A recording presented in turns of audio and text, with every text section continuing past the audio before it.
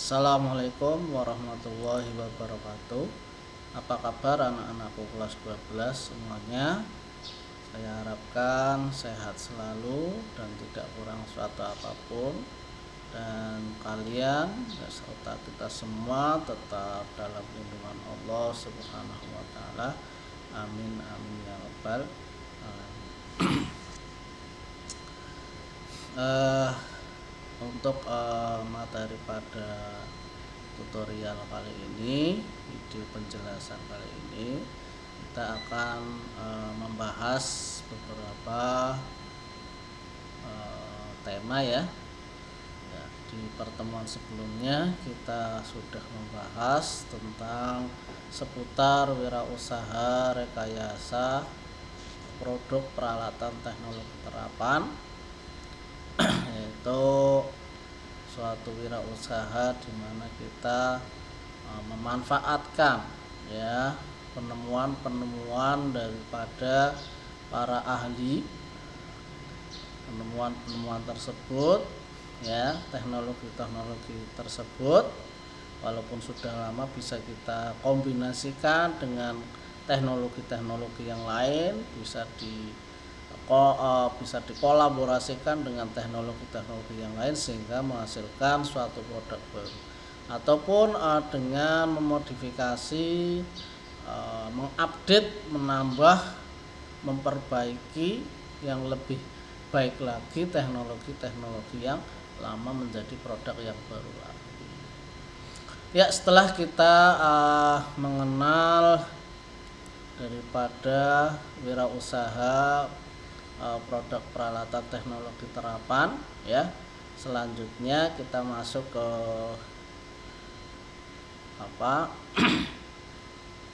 berikutnya, materi berikutnya yaitu perencanaan. Jadi kalau kita perhatikan dalam wirausaha rekayasa ini semuanya hampir sama ya.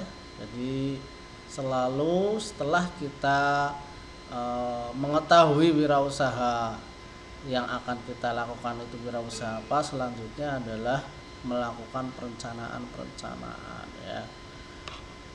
Oke. Ya, ini beberapa tema yang nanti akan kita bahas. Yang pertama adalah perencanaan usaha produk peralatan teknologi terapan.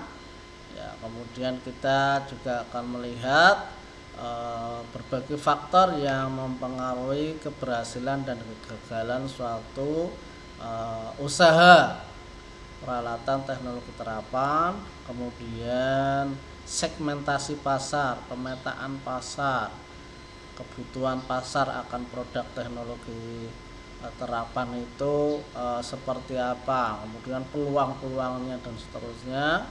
Kemudian berikutnya adalah analisis SWOT, analisis SWOT-nya ya.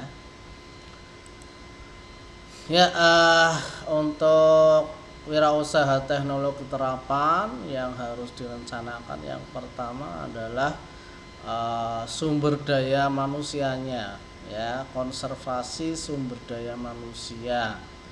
Nah, ini sangat penting ya. Jadi manusia dalam suatu wirausaha ini sebagai sumber daya. Kalau kita ingat di kelas 11 kita harus memperhitungkan berbagai macam sumber daya yang harus kita miliki ketika kita mau berwirausaha.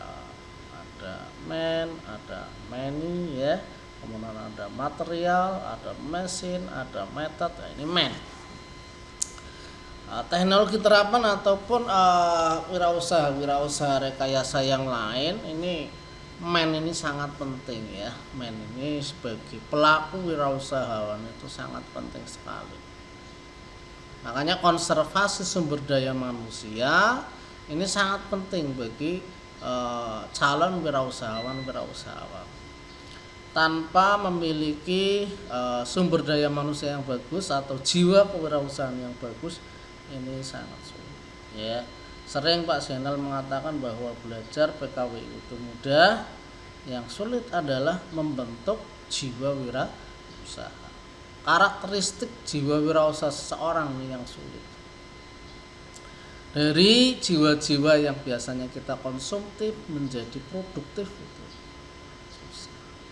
Dengan jiwa-jiwa produktif semuanya bisa menjadi uang ya, apapun bisa diuangkan ya, kasarannya seperti itu. Tapi kalau misalnya masih berjiwa konsumtif, apapun bisa jadi sampah, bahkan yang sudah jadi uang saja jadi sampah ya.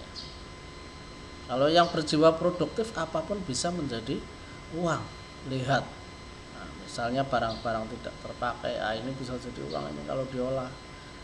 Lihat air terjun, wah ini bisa jadi uang, ini bisa dimanfaatkan untuk pembangkit listrik. Sinar matahari, wah ini bisa untuk pembangkit listrik tenaga surya.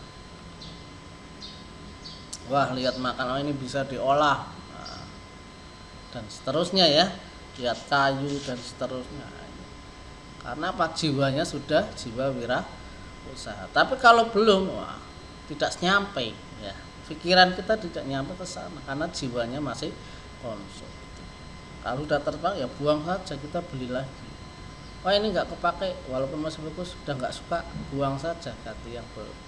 Akhirnya harus mengeluarkan lagi. Itulah jiwa-jiwa konsumtif. Saya harapkan melalui pembelajaran PKWU ini karakteristik nih yang sangat penting. Bisa nggak merubah kalian menjadi jiwa-jiwa yang produktif. Nah ini ya, kalau kita akan menjadi seorang wirausahawan nih, kalian harus melakukan konservasi sumber daya manusia kitanya, atau mungkin karyawan-karyawan kita ya. Ini harus dilatih untuk kemampuan menganalisis. Jadi orang yang bisa menganalisis, menyimpulkan ya, memahami suatu permasalahan, situasi, kondisi, bisa nggak kita menganalisis, menyimpulkan ya, mengambil langkah-langkah. Menganalisis itu lebih dari memahami, di atasnya memahami, menyimpulkan, bahkan bisa mencari solusi. Kemampuan merencanakan, buat perencanaan, planning, plan ya, lihat badan action loop ya, plan itu harus ada plannya sebelum kita membuat desain ya. Dari ide kita memwirausaha, selanjutnya adalah merencanakan, di situ ada plan ya. Kemudian keterampilan berorganisasi ya, karena kita berwirausaha itu berkolaborasi, tidak hanya kita sendiri tapi kita berkolaborasi dengan teman, dengan karyawan-karyawan kita, dengan pekerja-pekerja kita. Makanya kita harus memiliki kemampuan, kompetensi untuk berorganisasi, membuat penilaian ya, membuat keputusan. Ini sangat sulit ya, memenuhi standar yang dipersyaratkan, interaksi dan komunikasi. Sekarang ini harus memiliki kemampuan interaksi dan komunikasi yang bagus ya, baik itu komunikasi secara langsung ataupun tidak langsung. Bertanggung jawab, orang wirausahawan itu sangat harus bisa bertanggung jawab karena berhadapan dengan banyak orang. Trust ini dalam suatu usaha itu sangat penting. Tanpa trust yang bagus, nah orang bagaimana mau percaya? Kalau nggak percaya, bagaimana mau membeli produk? Bekerja dalam tekanan, nggak selalu wirausaha itu berjalan mulus. Kadang-kadang ada masalah ya, kadang-kadang harus lembur, kadang-kadang harus ada deadline. Karakter untuk selalu mengembangkan diri, dan ini kita dituntut harus selalu mengembangkan diri. Jangan sampai kita berwirausaha tidak update, akhirnya apa ya, ketinggalan ya, kita akan ditinggalkan oleh konsumen kita ya. Jadi produk rekayasa yang telah diluncurkan ya, misalnya suatu produk, ada produk misalnya pemarot kelapa ya, kemudian ada juga misalnya vacuum cleaner ya, kemudian ada juga misalnya penghapus papan tulis otomatis. Nah, ini merupakan suatu ide-ide inovatif dari pembuatnya, daya kreativitas, rekayasanya manusia itu kan daya kreativitas. Daya kreativitas ya dihasilkan dari orang-orang yang kreatif ya. Nah, hampir semua teknologi terapan itu digunakan di hampir semua bidang ya. Ada pertanian, wah banyak sekarang sudah menggunakan produk-produk rekayasa, dari alat penanam ya padi, kemudian pemanen padi, kemudian penyemprotan dengan drone ya. Wah ini banyak. Kemudian semprot juga sekarang sudah ada yang pakai baterai, pakai aki ya. Bajak sawah pakai traktor. IT, wah sekarang media sosial, wah, banyak sekali ya. Kehutanan, nebang pohon sekarang sudah tidak menggunakan banyak orang lagi pakai alat satu saja itu kalau di luar negeri ya. Kalau di kita mungkin belum, tapi kalau di pabrik-pabrik kayu triplek itu sudah menggunakan mesin-mesin produk rekayasa yang sangat luar biasa.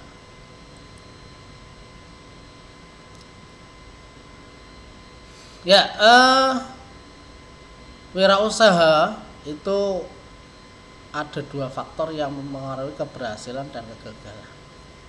Ya, di bidang terapan. Yang pertama ada faktor teknis. Faktor teknis, yang kedua adalah non teknis. Teknis itu yang berhubungan dengan berarti teknologi peralatan ya.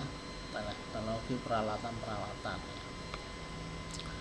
Yaitu dengan jalan untuk menjaganya, yaitu dengan jalan terus menjaga kualitas dan kuantitas.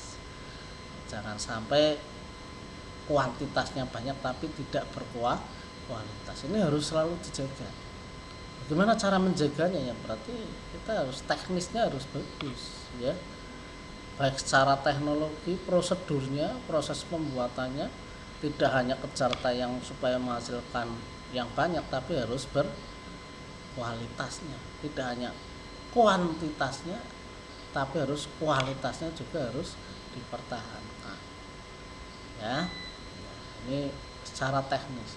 Kemudian non teknisnya ya yang tidak kelihatan ya, perencanaan, penetapan tujuan, kemampuan. Apakah ini yang non teknis ini akan mempengaruhi suatu keberhasilan dan enggak? Iya. Walaupun misalnya produknya bagus tapi perencanaannya itu kurang bagus ya, suatu saat bisa ketinggalan, ketinggalan zaman, tidak update. Kemudian tujuannya jelek ya, akhirnya nanti produknya juga diarahkan ke yang jelek. Tidak inovasi misalnya ya, tidak dikembangkan, tidak update, pemasarannya kurang bagus ya. Nah, ini walaupun tidak secara langsung kelihatan tapi sangat berpengaruh non teknis. Kalau dalam komputer ini hardware-nya, teknis itu hardware-nya, non teknis itu software-nya, kejiwaannya. Ini ya, jadi faktor teknis dan non teknis ketika kita berwirausaha, apapun wirausahanya ya. Ini harus diperhatikan. Teknis ini yang langsung menuju ke produknya ya. Produknya ya. Nah, ini adalah yang berhubungan dengan perencanaan, tujuan dan seterusnya ya.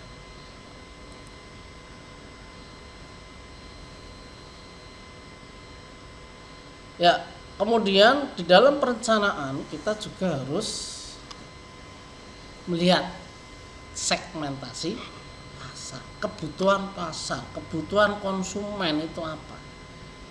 Jangan kita mau berwirausaha kita tidak melihat konsumen kita. Konsumen kita itu butuhnya apa sih? Jadi ada yang bilang di internet ya, bahwa kalau kita ingin menjadi seorang yang kaya raya, kita harus bisa menjawab semua kebutuhan orang. Artinya kita bisa melayani banyak orang ya, pasti kita akan dibutuhkan.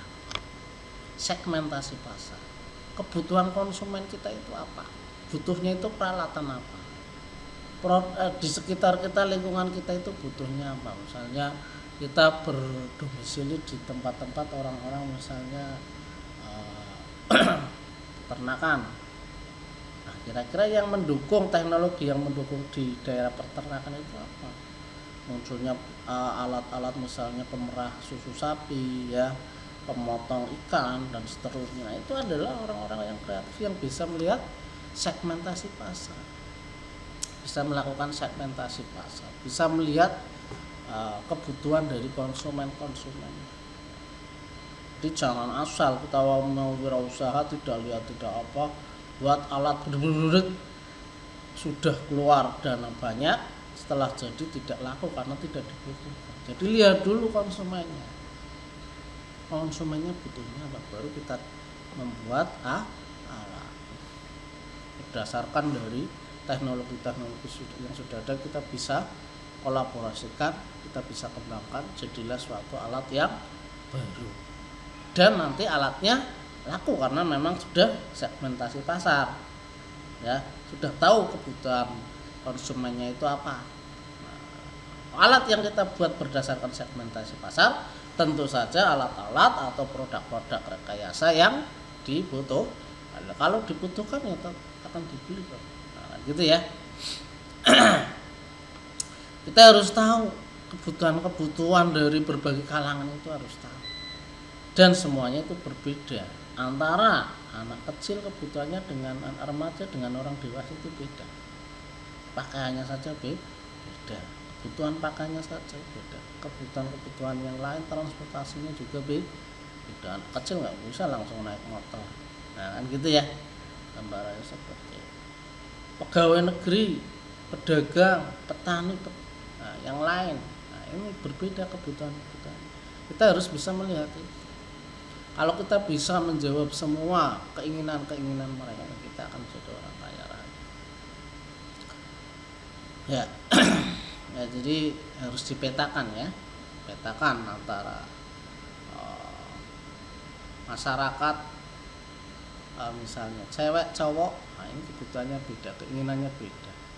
Remaja, dewasa, nah itu keinginannya beda. Petani, dagang, pegawai, ini kebutuhannya beda. Dilakukanlah segmentasi pasar terlebih dahulu.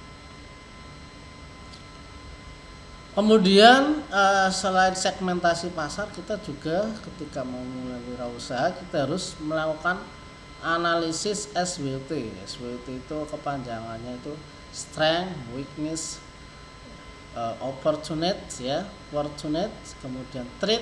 Nah,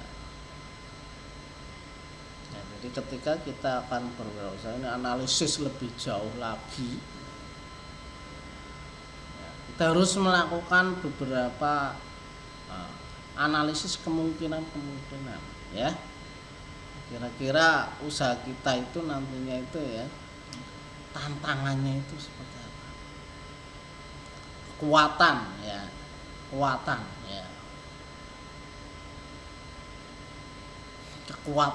kekuatan dari usaha kita itu bisa bertahan berapa lama ya, itu ya. Kemudian kita juga harus menganalisis daripada strategi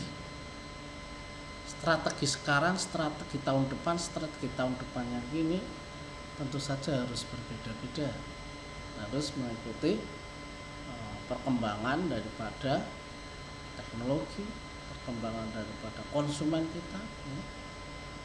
Kemudian peluang ini juga harus dianalisis, peluang wirausaha yang kita buat di tahun depan, tahun depannya lagi itu kira-kira masih bisa bertahan enggak? Kalau enggak, kita harus melakukan inovasi.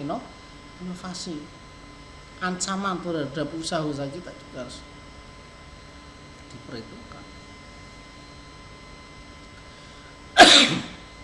Kalau tidak diperhitungkan, maka bisa-bisa usaha kita ini tidak akan bertahan lama. Jadi semuanya ada 4 ya.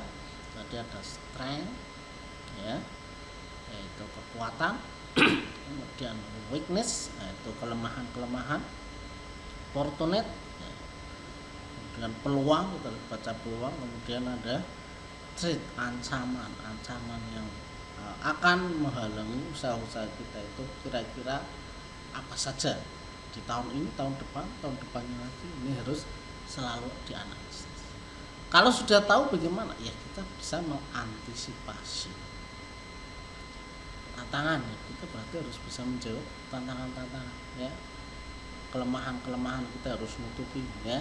Harus berusaha kurangi, ya, kelemahan-kelemahan kita. Kekuatan harus ditambah. Peluang, kita harus pandai mengambil peluang-peluang. Ya. Kemudian ancaman, sebisa mungkin kita harus menjawab atau mengatasi daripada ancaman-ancaman tersebut supaya kita tidak tidak terkalah.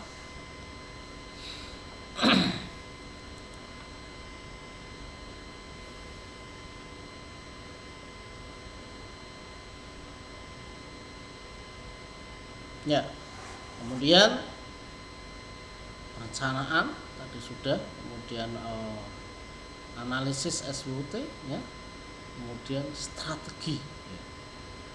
Strategi dalam menjalankan usaha, ya. Jadi sudah dilakukan, ide sudah dapat, perencanaan sudah dapat, segmentasi dilakukan, analisis SWOT dilakukan, kemudian strategi langsung terjun ke usahanya. Strategi, ya, ini harus selalu dilakukan, ya. Walaupun misalnya kita sudah melakukan perencanaan yang matang, tapi strategi di lapangan kok kurang bagus, ya nanti kita bisa buatlah sasaran, ya, sasaran dibuat dari segmentasi pasar, ya, segmentasi pasar. Wah, kira-kira nanti kita fokusnya mau kemana ini, produk kita mau dipasarkan kemana, sasaran kita siapa. Ya, misalnya kita membuat produk, wah ini untuk pertanian, jadi kita harus tahu kebijakan di pertanian, ya. Nah, kemudian program-program apa saja yang kira-kira mendukung untuk sasaran kebijakan dan sasaran kita, ya. Kemudian baru dilakukan suatu kegiatan produksi usaha produk peralatan teknologi terapan.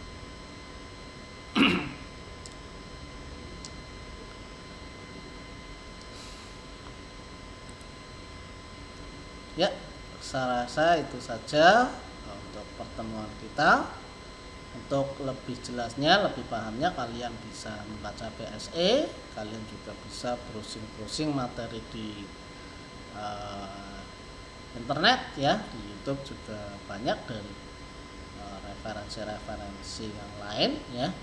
Jadi belajar daring itu kuncinya kalian harus aktif, ya. Kalian harus aktif, jangan sampai hanya mengambil dari satu materi saja, ya. Jangan lupa absen dulu, jangan lupa, ya. Untuk semester 2 ini saya batasi sampai jam 1, ya. Oke, itu saja. Ini kalian sudah kelas 12, sebentar lagi lulus, sebentar lagi masuk kuliah atau melakukan suatu wirausaha. Terima kasih atas perhatiannya. Saya akhiri. Assalamualaikum warahmatullahi wabarakatuh.